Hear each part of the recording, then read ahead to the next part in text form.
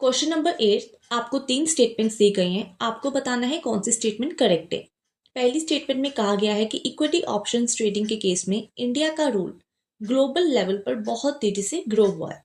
Second statement, India का stock market पिछले कुछ सालों में इतना फास्ट ग्रो किया है कि एक टाइम पर उसका साइज हांगकांग के स्टॉक मार्केट से भी ज्यादा हो गया। थर्ड स्टेटमेंट, ऑप्शंस ट्रेडिंग के रिस्क को लेकर स्मॉल इन्वेस्टर्स को वार्न करने और अनरजिस्टर्ड फाइनेंशियल एडवाइजर्स पर एक्शन लेने के लिए कोई रेगुलेटरी बॉडी नहीं है। आपको बताना है कौन सी स्टेटमेंट करेक्ट है। Option A, first and second only. Option B, second and third only. Option C, first and third only.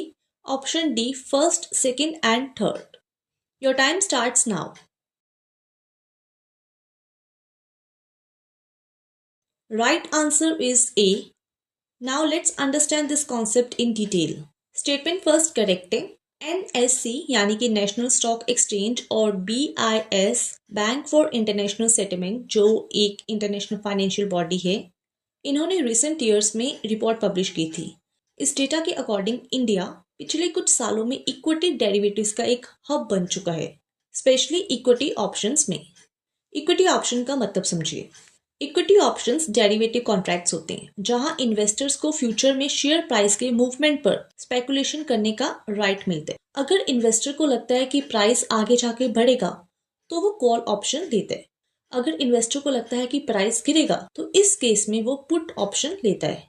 इस ऑप्शंस ट्रेडिंग पे इन्वेस्टर को एक्चुअली शेयर बाय या सेल करने का ऑब्लिगेशन नहीं होता। यहाँ सिर्फ प्राइस की मूवमेंट पर ट्रेड किया जाता है। 2023 में ग्लोबल लेवल पर जितने भी इक्विटी इंडेक्स ऑप्शंस ट्रेडिंग हुई उसका 80% से ज्यादा हिस्सा जो था इंडिया में mainly NSE national stock exchange पर हुआ।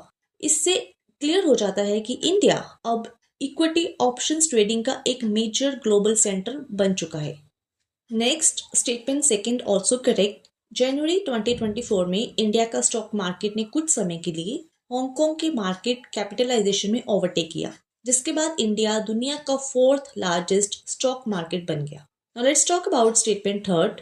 स्टेटमेंट थर्ड, इसमें कहा गया था कि कोई भी रेगुलेटरी बॉडी नहीं है जो स्मॉल इन्वेस्टर को रिस्क के बारे में वार्न करे और अनरजिस्टर्ड फाइनेंशियल एडवाइजर के अगेंस्ट एक्शन ले सके।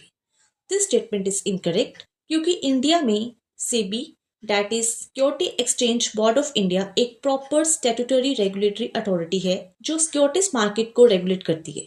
सेबी का काम सिर्फ स्टॉक एक्सचेंजेस देखना नहीं है बल्कि इन्वेस्टर के इंटरेस्ट को प्रोटेक्ट करना, मार्केट ऑपरेशंस रेगुलेट करना और रूल्स वायलेट करने वालों के अगेंस्ट एक्शन लेना भी है। और साथ में SEBI actively unregistered financial advisers के खिलाफ एक्शन लेती है। टाइम टाइम पर सेबी ऑर्डर पास करती है, पेनल्टीज लगाती है, गाइडलाइंस इशू करती है और बैंस भी इम्पोज करती है। I hope this is clear to you. अगर आपको कोई भी डाउट है तो कमेंट बॉक्स में आप अपनी प्रॉब्लम शेयर कर सकते हैं। Thank you for watching.